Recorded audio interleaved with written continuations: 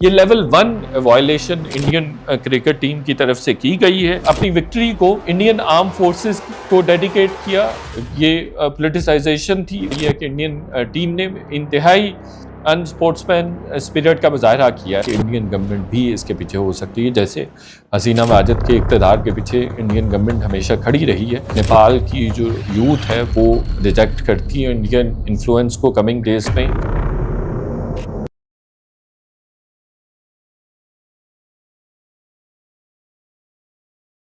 अस्सलाम वालेकुम नाज़रीन, मैं हूं शाहिद मेतला। आप मेरा वीलॉग देख रहे हैं। एशिया कप का मैच दुबई में पाकिस्तान और इंडिया के दरमियान खेला गया। इंडिया ये मैच 7 विकेटों से जीत गया और जब ये मैच जीता गया तो उस वक्त इंडियन क्रिकेट टीम के 2 खिलाड़ी खेल रहे थे और जो सूर्या कुमार यादव हैं इंडियन क्रिकेट टीम के कैप्टन, उन्होंने 6 मारा और इसके जवाब में इंडिया ये मैच जीत गया। लेकिन पोस्ट मैच हैंडशेक ना तो किया गया और ना ही ग्राउंड से जाते हुए इंडियन खिलाड़ियों की तरफ से हैंडशेक किया गया। ना सिर्फ ये किया गया बल्कि जो इंडियन कैप्टन थे उन्होंने जब वो प्रेजेंटेशन होती है और मैच जीतने के बाद जब मुख्तलिफ अवार्ड्स वगैरह दिए जाते हैं, सोवनियर वगैरह, और मैन ऑफ द मैच या अदरवाइज कमेंट्री होती है पोस्ट मैच, तो उसमें उन्होंने पॉलिटिसाइज भी करने की कोशिश की, गेम को, स्पोर्ट्स को पॉलिटिसाइज करने की भी कोशिश की, जिसको पूरी दुनिया में क्रिटिसाइज किया जा रहा है। एक तो उन्होंने मैच जीतने को अपनी विक्ट्री को इंडियन आर्म फोर्सेस को डेडिकेट किया। ये पॉलिटिसाइजेशन थी डेफिनेटली। और फिर उन्होंने पहलगाम अटैक के विक्टिम्स के साथ भी सॉलिडारिटी शो की। वो भी again politicisation of sporting event थी जिसको अगेन अच्छा नहीं समझा गया और पूरी दुनिया में उनके इस अनस्पोर्ट्समैन स्पिरिट के बारे में बात की जा रही है कि इंडियन टीम ने इंतहाई अनस्पोर्ट्समैन स्पिरिट का मुजाहरा किया है। और वैसे भी आईसीसी के जो कोड ऑफ कंडक्ट है उसके मुताबिक भी ये गलत था और इसकी भी वायलेशन थी। जो आईसीसी का कोड ऑफ कंडक्ट है वो मैं आपके साथ शेयर कर देता हूं कि आईसीसी का कोड ऑफ कंडक्ट क्या कहता है। फिर इससे आगे फर्दर जो पीसीबी ने कंप्लेंट फाइल की, लॉन्च की, उसके बारे में बात करेंगे। एक तो जो आईसीसी का कोड है वो ये कहता है कि respect for opponents, officials and the spirit of the game, कि गेम के स्पिरिट की कदर करें और उसकी रिस्पेक्ट करें, जो कि इंडियन टीम की तरफ से नहीं की गई।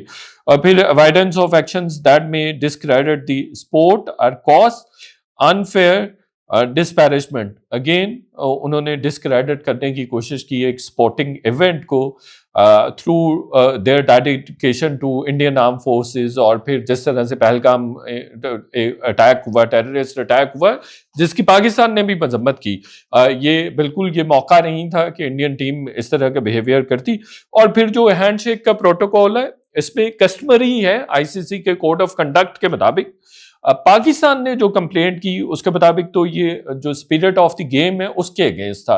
ये level 1 violation Indian cricket team की तरफ से की गई है कि ये डेफिनेटली उनका जो आर्टिकल है 2.11 उसका breach of the spirit of the game, definitely वो ब्रीच हुआ है और वो वायलेशन हुई है लेवल 1 की, जिसमें गेम के स्पिरिट को ब्रीच किया गया हो। तो वो डेफिनेटली वो हुआ है। और फिर पोस्ट मैच इवन पाकिस्तानी खिलाड़ी, जो पाकिस्तानी कोच है, उन्होंने भी एक्सप्लेन किया कि पाकिस्तानी खिलाड़ी हैंडशेक भी करना चाहते थे लेकिन उनके साथ हैंडशेक नहीं किया गया। इंडियन टीम को इस हवाले से बहुत ज्यादा क्रिटिसिज्म का सामना है। इससे पहले भी जब इस इवेंट में इंडियन क्रिकेट टीम आ रही थी तो उनके जैसे काफ़ी ज़्यादा उन पे क्रिटिसाइज भी हुआ, मोदी गवर्नमेंट पे भी क्रिटिसाइज हुआ, क्रिटिसिज्म हुआ, और उनको कहा गया कि आपको ये टीम नहीं भेजनी चाहिए थी। यानी इतने इंटेगनाइज्ड हैं इंडिया कि वो पाकिस्तान के साथ मैच भी खेलने के लिए तैयार नहीं थे। स्पोर्टिंग इवेंट है, आप उसको खेलें और एक थर्ड वेन्यू पे हो रहा है तो वो गेम को गेम की तरह से ट्रीट किया जाना चाहिए। पाकिस्तानी साइड ने पीसीबी के जो मैनेजर हैं नवीद चीमा साहब, उन्होंने कंप्लेंट आईसीसी में लॉन्च की, एक तो इंडियन क्रिकेट टीम के अगेंस्ट, और दूसरा जो मैच रेफरी थे एंडी पेक्रॉफ्ट, उनके खिलाफ कंप्लेंट लॉन्च की। एंडी पेक्रॉफ्ट ने खैर अपोलॉजी भी की है, चूँकि एंडी जो मैच रेफरी थे उन्होंने पाकिस्तानी कैप्टन जो सलमान आगा उनको कहा था, जब टॉस हो रही थी तो उस वक्त भी हैंडशेक नहीं किया गया था, तो उनको मना किया था कि आपने इंडियन क्रिकेट टीम के कप्तान के साथ हैंडशेक नहीं करना। तो इस पे बहरहाल उन्होंने अपोलॉजी की है, और अपोलॉजी इस तरह से की है कि उन्होंने अपनी गलती को एडमिट कर लिया है कि उनकी तरफ से आईसीसी के एंड पे भी ये मिस्टेक हुई है। और देखिए आईसीसी इसके खिलाफ, इंडिया के खिलाफ कार्रवाई करता है या नहीं, उससे पहले इस तरह का कभी भी किसी भी दो टीमों के दरमियान इस तरह का बिहेवियर या इस तरह का कंडक्ट देखने में नहीं आया। लेकिन आईसीसी हमेशा से जो इंडियन क्रिकेट टीम है वो हमेशा से इस तरह की ऊट पटांग और ओछे हथकंडे इस्तेमाल करती रहती है। ये भी बात इंडिया में की जा रही है कि प्लेयर्स को ज़बरदस्ती भेजा गया था, और इस तरह की भी एक कंट्रोवर्सी जनरेट करने की कोशिश की जा रही है। तीसरा अहम टॉपिक जिसके बारे में बात होना ज़रूरी है कि नेपाल में एक बहुत डिफरेंट तरह की चेंज आई है, तब्दीली आई है प्रोटेस्ट के नतीजे में। केपी शर्मा जो नेपाल के वज़ीर आज़म थे, वो थर्ड टाइम वज़ीर आज़म थे, 2005 से 2006 तक भी रहे, और 2006 में फिर जो पहला जो उनका एक टर्म था वो मोनार्क के अंडर था, और फिर उसके बाद कॉन्स्टिट्यूशनल डेमोक्रेसी रिस्टोर हुई। फिर उसके बाद 2015-16 में भी वो वज़ीर आज़म बने। फिर वो 2018 से ऑनवर्ड्स 2025 तक वो वज़ीर आज़म थे। अच्छा, वो उनको चाइना के बहुत करीब समझा जाता है कि वो चाइना के बहुत करीब है, और काफ़ी जो पर कैपिटा इनकम है वो भी बहुत इम्प्रूव हुई थी, और काफ़ी बेहतर इकोनॉमिक कंडीशंस हुई थी।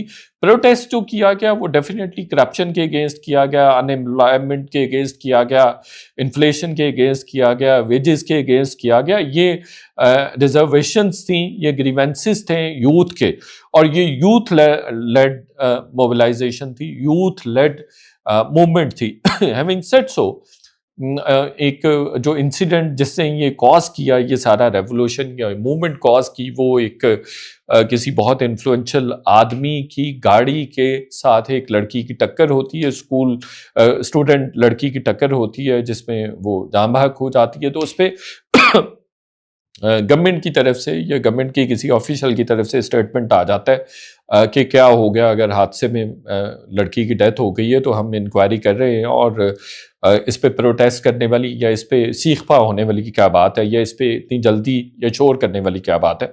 इसने इंस्टिगेट किया यूथ को, और सितंबर के पहले वीक में ही प्रोटेस्ट शुरू हो गए नेपाल में। और उसके बाद फिर इन्होंने 7 या 8 सितंबर को जाके जो नेपाल की गवर्नमेंट थी उसने सोशल मीडिया पर पाबंदी लगा दी। उसने सिचुएशन को और ज़्यादा एस्केलेट कर दिया। अब जो केयर टेकर प्राइम मिनिस्टर बनाया गया है, जिनको वो फॉर्मर चीफ जस्टिस है, सुशीला उनका नाम है, सुशीला कार्की। इनकी रेपुटेशन काफ़ी अच्छी है, और इंटरिम गवर्नमेंट बन गई हुई है। इन्होंने अपने अंडर मिनिस्टर्स भी इंडक्ट कर लिए हुए हैं, और मार्च 2026 में अब इलेक्शंस होने वाले हैं। पाकिस्तान में अफवाहें फैल रही थी कि आर्मी ने टेक ओवर कर लिया, नेपाली आर्मी ने टेक ओवर कर लिया है, और वहाँ पे शायद अब वो वहाँ मार्शल लॉ लग जाएगा। लेकिन ऐसा नहीं हुआ, बल्कि एक बहुत अच्छी रेपुटेशन की हामिल खातून को उन्होंने केयर टेकर प्राइम मिनिस्टर का चार्ज दे दिया है। और इंटरेस्टिंगली मोदी ने भी जो केयर टेकर प्राइम मिनिस्टर है उनको मुबारकबाद भी दी है, और अपने अपनी क्या कहेंगे, अपने तासुरात का इजहार किया या अफसोस का इजहार किया है कि जो नेपाल में हो रहा है।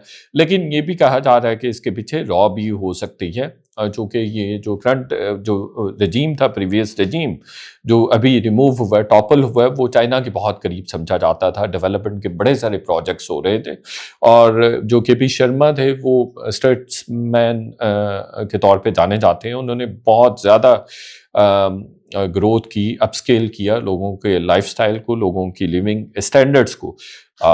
तो अब चूँकि इंडिया एक तरह से जो इंडियन हेजमनी है वो काफ़ी अरसे से नेपाल मानने के लिए तैयार नहीं था और नेपाल उसको अपोज करता था। मुसलसल नेपाल के साथ झड़पें भी इंडिया की हो रही थी अभी रिसेंट टाइम्स में। तो अब ये भी कहा जा रहा है कि इंडियन गवर्नमेंट भी इसके पीछे हो सकती है। जैसे हसीना माजिद के इक़्तिदार के पीछे इंडियन गवर्नमेंट हमेशा खड़ी रही है, इसी तरह से जो प्रीवियस रजीम था उसके अगेंस्ट थी इंडियन गवर्नमेंट और इंडिया।